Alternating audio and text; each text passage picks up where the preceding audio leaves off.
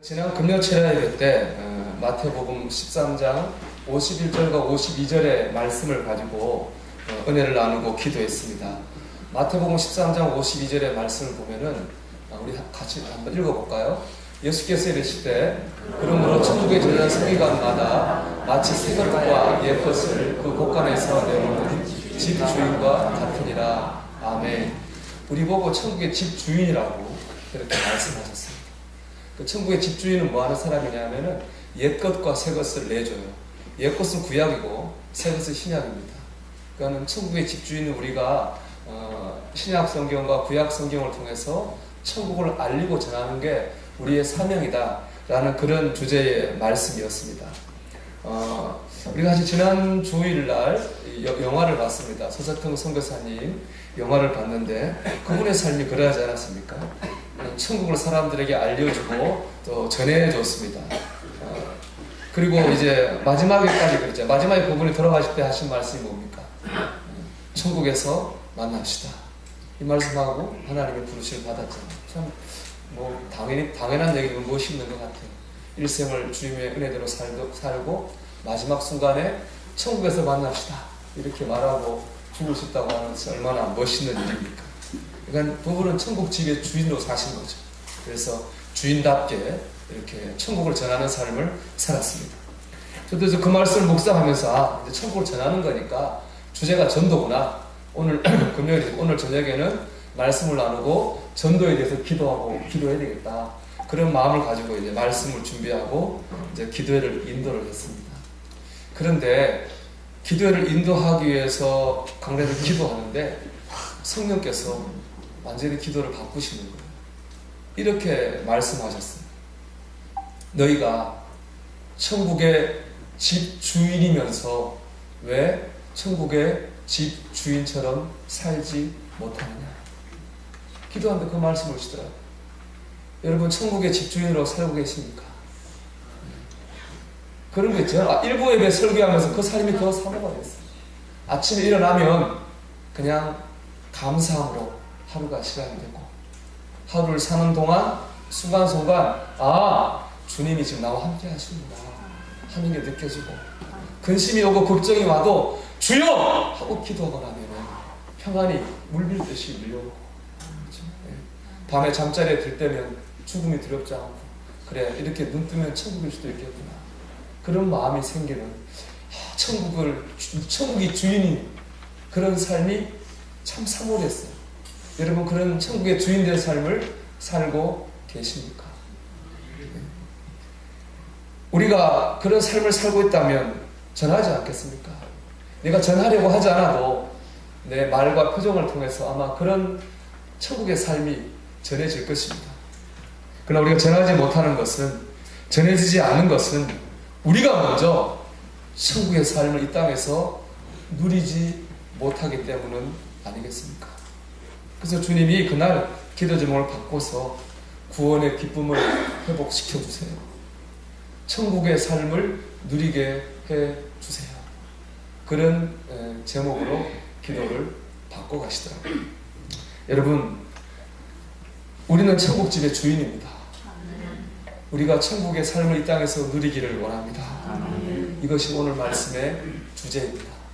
우리가 어떻게 하면 천국집의 주인으로서 천국을 누리는 삶을 살 수 있을까 하는 것입니다.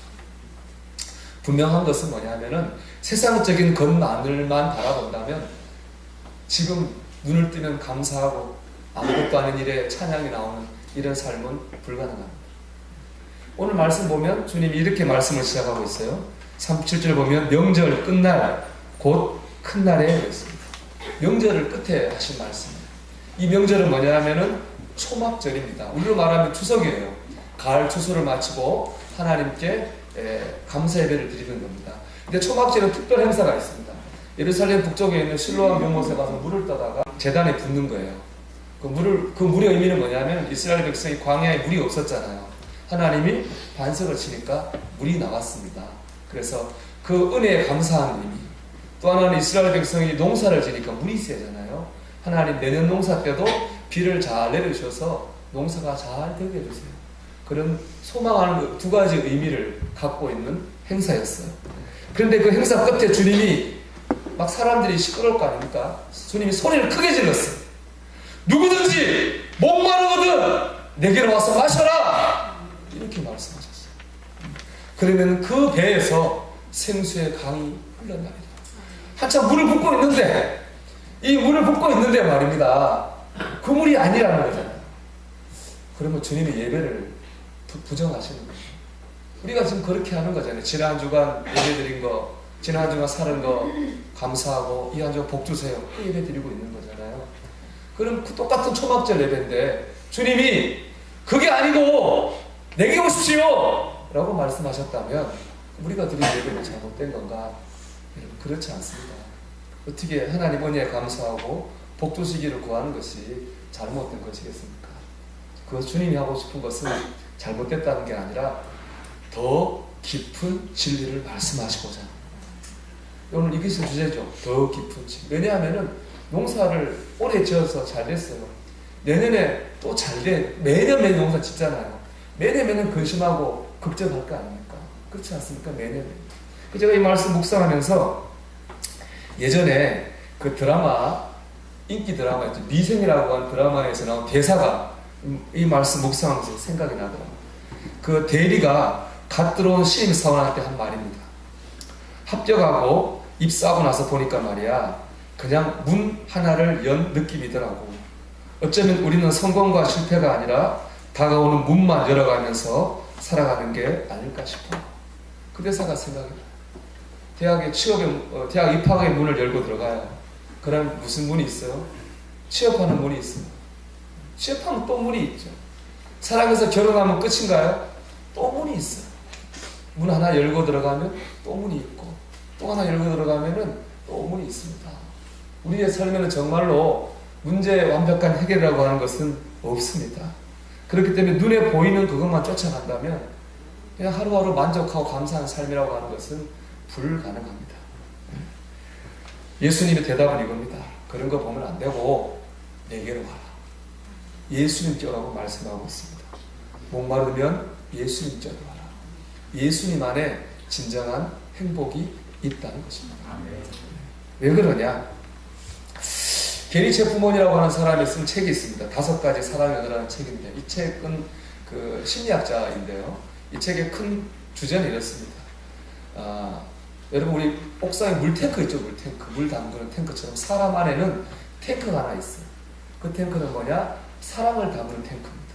누구나다 그 사랑의 탱크가 있는데 그 사랑의 탱크가 채워지면 사람은 만족을 한답니다. 근데 그 탱크가 채워지지 않으면 사람은 만족할 수 없어요.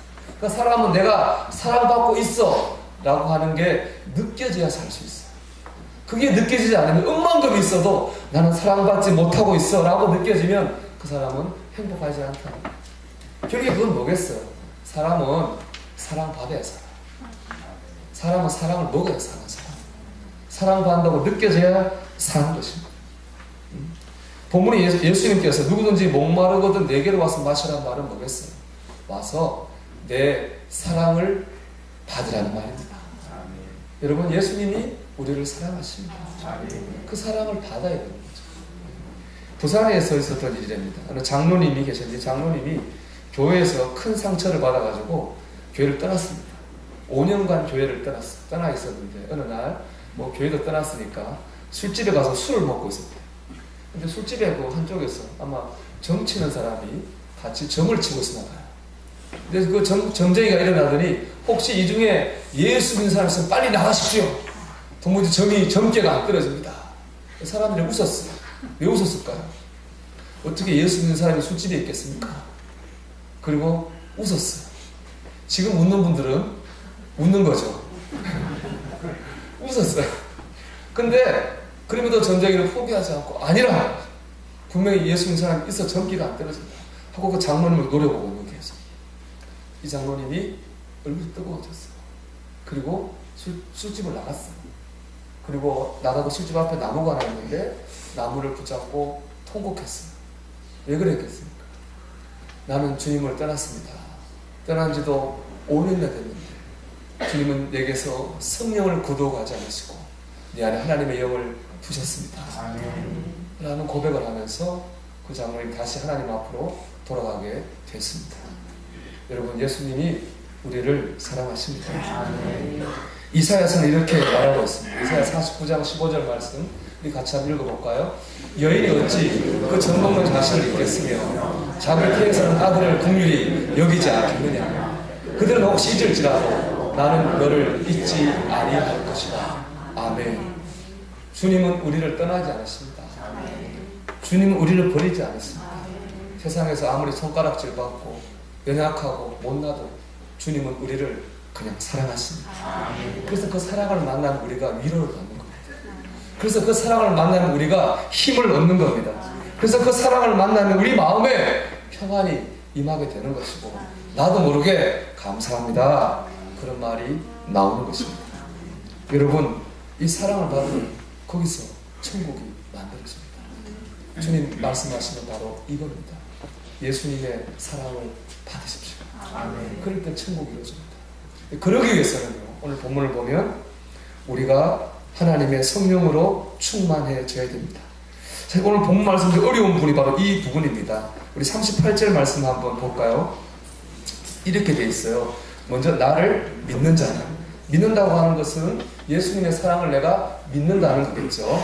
그 다음에 보니까는 성경에 이런 거지, 그 배에서, 우리 여기 배죠. 근데 헬라의 철학에 보면 배라고 하는 건 우리 이 배가 아니라 거기에 사람들이 영혼이 있다고 생각했어요. 그러니까 이 배라고 하는 건 심령이라는 거예요. 예수님의 사랑을 믿는 사람은 그 심령에 뭐가 있다고 했습니까? 생수의 강이 흘러나오리라. 이 말을 뭐라고 표현했느냐? 성령에 임하신다고 해석하고 있어요.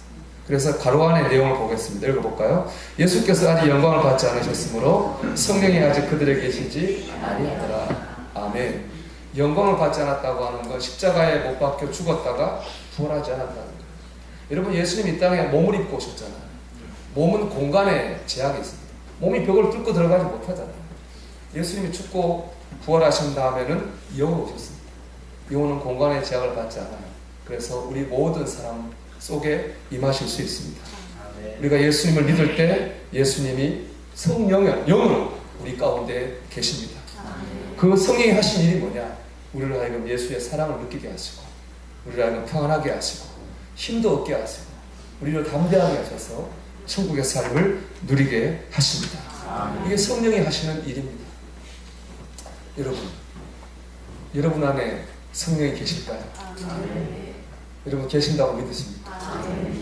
믿는 분도 있고 긴가민가하는 분도 있을지도 모르겠습니다. 자, 우리 말씀 한번 볼까요? 고린도전서 12장 3절 말씀 같이 읽어봅시다. 그러므로 내가 너희에게 알리노니 하나님의 영으로 말을 하는 자는 누구든지 예수를 저주할 자라 하지 아니하고 또 성령으로 아니하고는 누구든지 예수를 주시라 할 수 없느니라. 아멘. 오늘 말씀 보니까 성령으로 아니하고는 예수를 주라 할 수 없다고 했습니다. 그러니까 예수님을 뭐라고 부릅니까? 주님 이렇게 부릅니다. 그런데 그건 내가 부르는 것 같지만 누가 부르게 하신다는 것입니까? 성령이 부르게 하십니다. 여러분, 내가 믿어요. 내가 믿는 것 같지만 믿어지게 하십니다. 제가 보니까 사람들은 다 믿고 싶어요. 누군가를 의지하고 싶어하고 뭔가를 붙들고 싶어하는 게 사람의 본성이에요. 근데 그러니까 안 믿는 게 아니에요. 못 믿는 거예요. 왜냐? 믿어져야 믿기 때문에 그렇습니다. 그 믿어져야 하는 게 누구냐? 바로 성령님입니다. 여러분이 예수님을 주님이라고 하신다면 성령님은 지금 여러분 안에 계신 것입니다. 또 하나 말씀 볼까요? 우리 고린도전서 2장 12절 말씀 같이 읽어봅시다. 우리가 세상의 영을 받지 아니하고 오직 하나님으로부터 온 영을 받았으니 이는 우리로 하여금 하나님께서 우리에게 은혜로 주신 것들을 알게 하려 하심이라. 아멘. 성령이 하신 일은 뭐냐? 우리가 받은 거 이게 내가 아니라 하나님이 주신 거구나 라고 하는 걸 깨닫게 하십니다. 우리가 연예인들이나 그 운동선수들이 상 받을 때 보면 믿음 있는 사람들이 이렇게 얘기합니다. 하나님께 영광을 돌립니다. 잘한 건 그 사람들입니다. 연기를 잘한 것도 그 사람들이고 운동을 잘한 것도 그 사람들이에요. 그런데 하나님께 영광을 돌립니다. 이렇게 말합니다. 그리고 하나님이 그렇게 하셨다고 믿기 때문에 그렇습니다. 그걸 깨닫게 하신 게 누굽니까? 성령님입니다. 우리도 마찬가지죠. 예수 믿는 사람들이 웃깁니다. 당연한 것을 감사합니다. 일어나서 자고 깨는 거, 자는 거, 밥 먹는 거, 가족들, 심지어 공기, 이게 당연하잖아요. 안 믿는 사람은 이걸 당연하게 생각하지 이걸로 감사하지 않습니다. 믿음의 사람은 이걸 감사합니다. 하나님이 은혜를 주셨다고 깨달아지기 때문에 그렇습니다. 심지어는 고난도 감사합니다. 고난은 감사할 것이 아닌데도 불구하고 감사합니다. 왜냐? 고난도 내게 유익이 될 거다 라고 하는 하나님이 은혜를 주셨다고 하는 것을 깨닫게 하기 때문에 그렇습니다. 이렇게 하나님이 주셨다고 하는 걸 깨닫게 하시는 분이 누굽니까? 성령님이십니다. 여러분 감사하고 계십니까? 그렇다면 성령님이 여러분 안에 계신 것입니다. 여러분 성령께서 내 안에 계십니다. 여러분 마음 가운데 그렇구나. 내가 예수님을 주님이라고 하니까, 하나님을 아버지라고 하니까, 내가 때때로 작은 일에 감사하니까 성령님이 내 안에 계시는구나. 믿어 있습니까? 그럼 이렇게 질문해 볼까요? 성령의 역할이 우리를 천국의 기쁨을 누리게 하는 거라고 그랬는데, 성령이 내 안에 계신다면 우리는 천국의 기쁨을 지금 누리고 있어야 됩니다. 그럼에도 불구하고 성령의 기쁨을 누리지 못하는 것은 왜 그럴까요? 왜 그럴까요? 여기에 중요한 지점이 있습니다. 성령이 내 안에 계시는 것과 성령님이 충만한 것은 다릅니다. 여러분 성령이 내 안에 있는 것 충만한 건 다른 거예요. 제가 여러분 간증한 얘기입니다. 제가 제자훈련을 1년을 받은 적이 있었는데, 그때 같은 훈련 받는 클래스에 장로교 목사님이 한 분 계셨어요. 이분이 허리 디스크가 너무 심해가지고 걷지도 못할 정도였는데 기도원에 가서 기도하다가 이게 나았어요. 이제 그 간증을 하시는 거예요. 기도를 하는데 갑자기 몸이 뜨거워지더니 몸이 당신의 의사와 상관없이 막 움직이더래요. 마치 그 인형 있죠. 줄인형, 줄을 매면 이렇게 팔다리가 막 이렇게 움직이잖아요. 그 인형처럼 몸이 막 움직이더래요.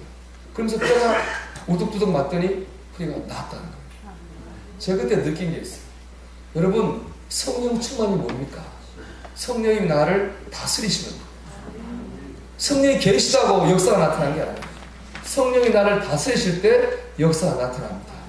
그게 성령 충만입니다. 성령이 충만할 때 몸도 낫고 마음도 낫고 삶도 고침받고 천국도 누리는 것입니다. 여러분, 우리가 성령이 충만해야 됩니다. 성령이 계신데 우리가 충만하지 못한 것은 성령의 다스리심을 받지 못하기 때문에 그래요. 성령의 다스림을 방해하는 존재가 있습니다. 누굴까요? 사탄 마귀 맞습니다. 사탄 마귀가 거기 동료가 있어요. 바로 나 자신입니다. 내가 안 합니다. 내가 살아야 되나 성령의 충만함 있지 않습니다. 악한 영은 똑같은 말입니다. 성령을 방해합니다. 우리 안에 두 가지가 있어요. 우리가 결국에 충만한 삶을 누리는 것은 악한 영, 나를 이기고 하나님의 영으로 충만해지는 거예요. 결론입니다. 그럼 우리가 어떻게 하면은 나를 이기고 악한 영을 이기고 정말 그런 천국의 삶을 누릴 수 있을까? 인디언 얘기인데 저 얘기 듣고 참 이렇구나 생각한 게 있습니다. 삶의 연륜이 깊은 한 인디언 추장이 자기 손자하고 얘기하는 거예요. 추장이 손자한테 얘기합니다. 얘야, 우리 마음속에는 두 마리 늑대가 있단다. 악한 늑대가 있고 착한 늑대가 있어. 악한 늑대는 욕심이고 이기심이고 불행이고 근심이고 염려야. 착한 늑대는 기쁨이고 평안이고 사랑이고 진실이야. 이 두 마리 늑대가 우리 안에 싸우는 거야. 손자가 물어요. 할아버지, 그러면 그 악한 늑대하고 착한 늑대하고 싸우면 누가 이겨요? 물어요. 여러분, 누가 이길까요? 할아버지 대답이 이래. 네가 먹이를 주는 늑대가 이겨. 네가 먹이를 주는 늑대가 이겨.